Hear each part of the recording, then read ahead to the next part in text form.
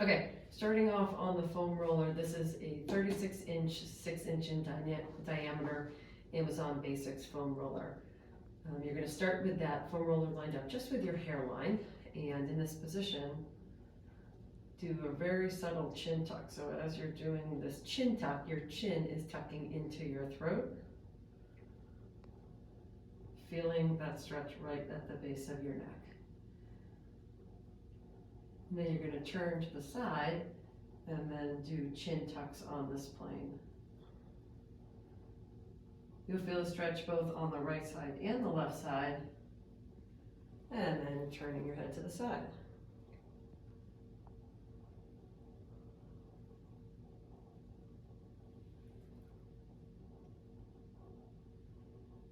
Good, so now we're moving on to the upper back.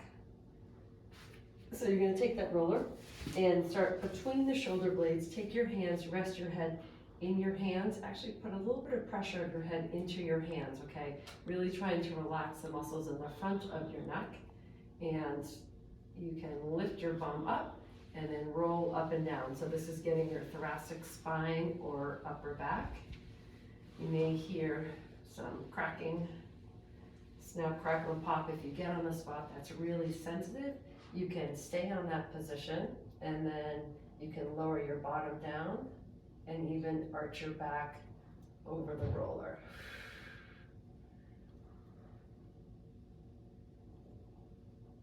And you can do that in a couple different positions.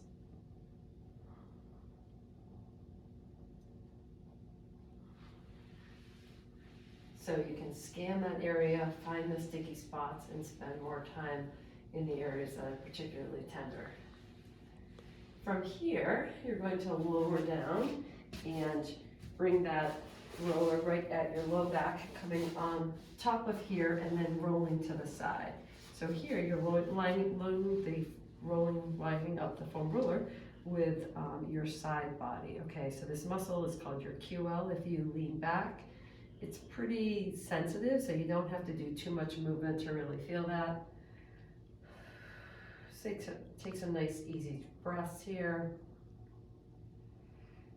And then if you come into that more sideline position, take a few breaths here. There's not a lot of space between the rib cage and your pelvis. So for some people, if you have a shorter torso, this might not be a great position for you. If you can get that roller between those two spots, it can be really productive.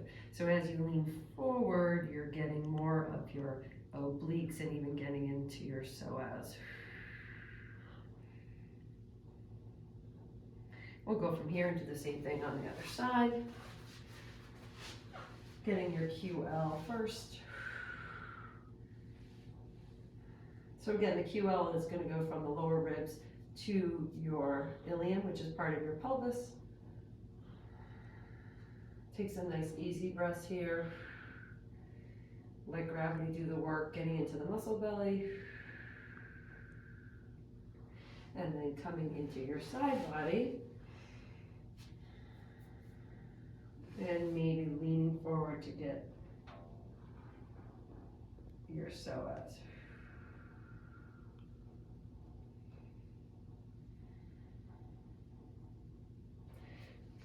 So now we're going to move on to your sacrum. So with your hands behind you, knees bent up, you're going to roll from your low back to your hips, mid glutes. This is getting that triangular shaped bone at the bottom of your spine called your sacrum. And then from here, coming down onto your forearm, you're going to get your glutes on one side. So this is getting your upper glutes.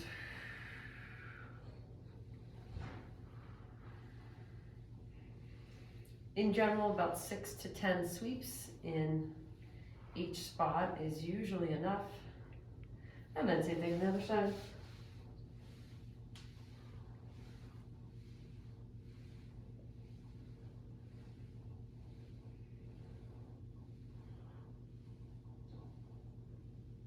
Good, now coming back to the center here, you're gonna come up, you're actually gonna do a figure 4, which means you're gonna take your right ankle, put it over your left thigh, and then come back down into that glute. This one is a little bit more intense.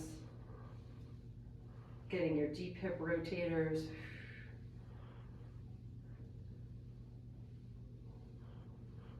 And then come on out of that. Same thing on the other side.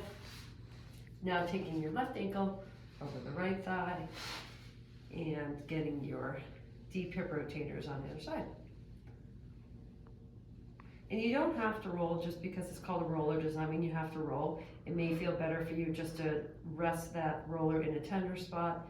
You can do maybe some weight shifting.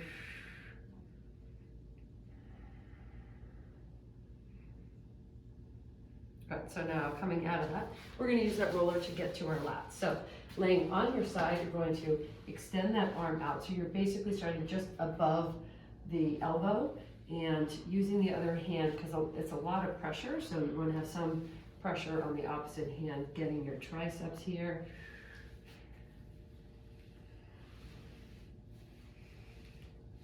So I would divide this part of your body into 3 sections, getting the tricep / lats here, and then move that from roller more into your armpit. Here you can rest your head into your hand here and leaning forward, leaning back. You can roll a little bit here. Again, we're working on the lats here.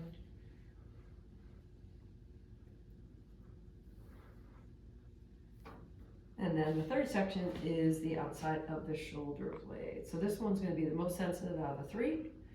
And shifting weight on the roller instead of the roller moving works best in this position.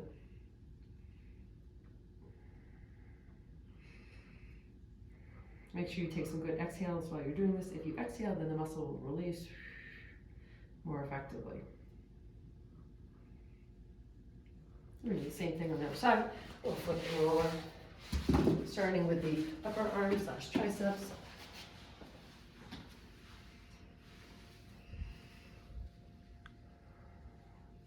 You're going to find that one side is stiffer than the other, and it won't be consistent throughout your whole right side versus your left side, but different sections. Like this right side for me is more sensitive. And then moving into the armpit, rest your head in your hand, and you can roll back and roll forward. Maybe extend that arm out. So we're searching for trigger points. We're searching for those areas of increased tension. And now doing that last section, which is the outside of that shoulder blade. And that weight shifting usually feels better than the rolling here, at least for me, but feel free to try the up and down. That's pretty intense though. Changing the position of the arm can be helpful as well. So far we've done the neck, we've done the upper back, we've done the sacrum, we've done the glutes, and we've done the lats. We're going to move down to the legs. So we're going to go right to the hamstrings. So coming up on the roller, the hamstrings, it's helpful to go through your whole body and not skip over any areas, but I find the hamstring to be not as effective this way, but it's good to make sure you don't have any trigger points through here. So bring your heels together and your toes apart. That can get a little bit of the lateral fibers as well as some of the IT band fibers. Good. So whenever your arms need a break, just shake those arms out, and then coming down to the calves. So the calves is a spot that's really helpful to do on the roller. Get a little bit of core workout here. So if your feet are in a relaxed position, it's going to feel different than if your feet are in a flexed position. So start off with your feet in a relaxed position and scan that whole area. You can bring your heels together and your toes apart, targeting more of the outside. You're getting what's called your perineals here, and allow gastroc heads. So anytime you need a break, come on out, give those arms a shake, and then reset. So what you can also do is stack the legs. There's a sensitive nerve on the outside here, so don't be surprised if you get a little zinging sensation in the foot. And same thing on the other side. And then something else that can be really helpful with the calves is if you lower your bottom down and you do what's called frog legs, okay? So bottom is down, heels come together, really focusing on the outside of the calves. And then one other variation here is pointing and flexing the ankles. And you can do that both with your hips down or your hips up.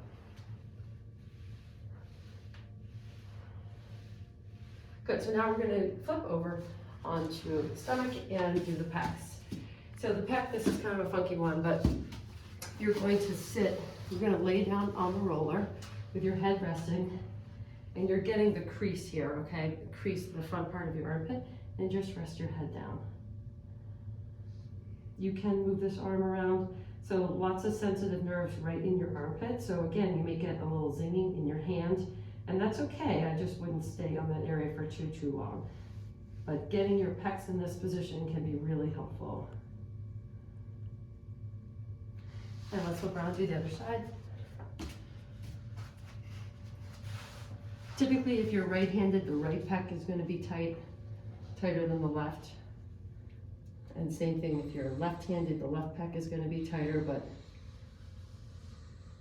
that's not always the case. So right now I'm actually getting a little zinging in my hand.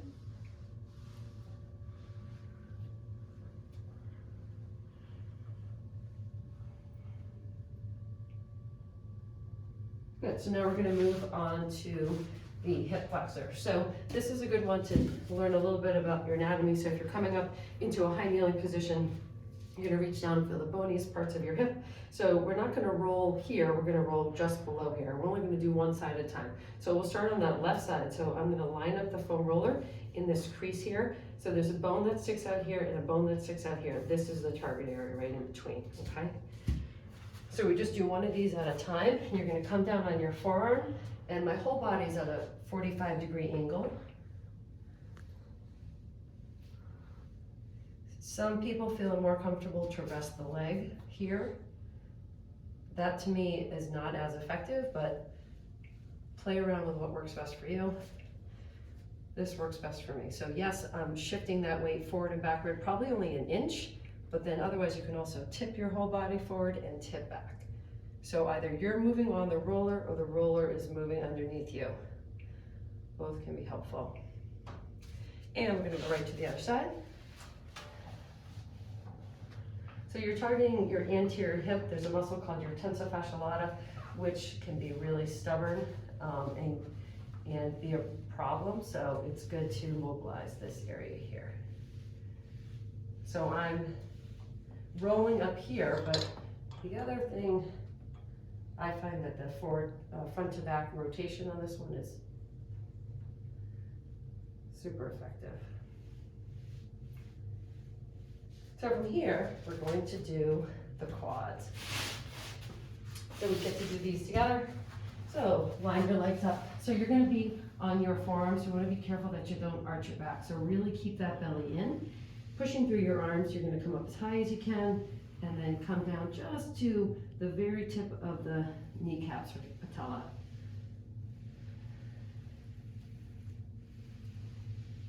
So if you've never done this before, this might be enough for you to begin with.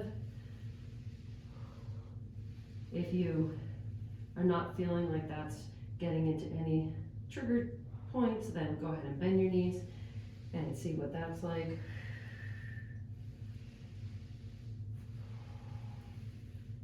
Keeping that belly in, keep the back of the neck long. And then the third variation for the quads is to do something called windshield wiper the legs. So I'm coming just to the very tip of the kneecaps, and I'm going to drop the knees down to one side, and then drop them down to the other side. And you can do this all the way up and down the quads.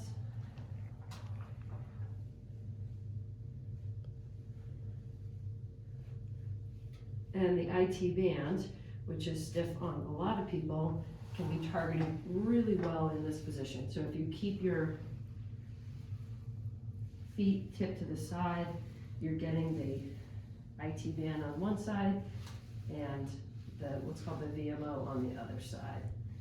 And we'll do that same thing on the other side.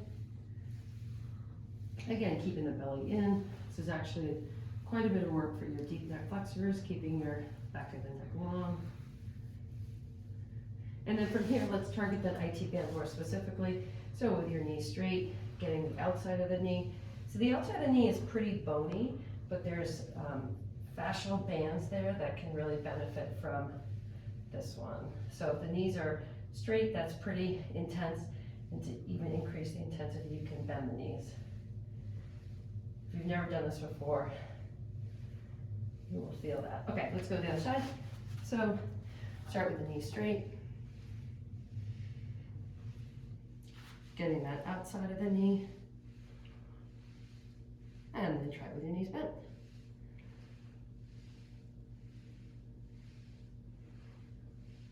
Good, one last one. We are going to use the roller to get the shins, okay? So this can be pretty intense. So you start on all fours and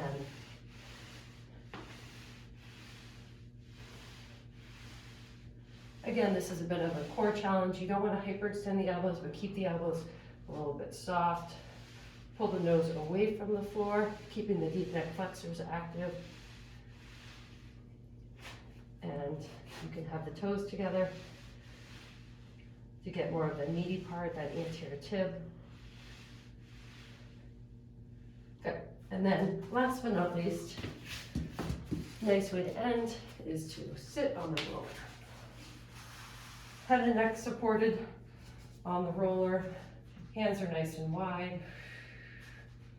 Knees are bent up, that's usually a little bit more comfortable. And you can weight shift side to side here. Chin is tucked, back of the neck is long, and you can snow angel the arms.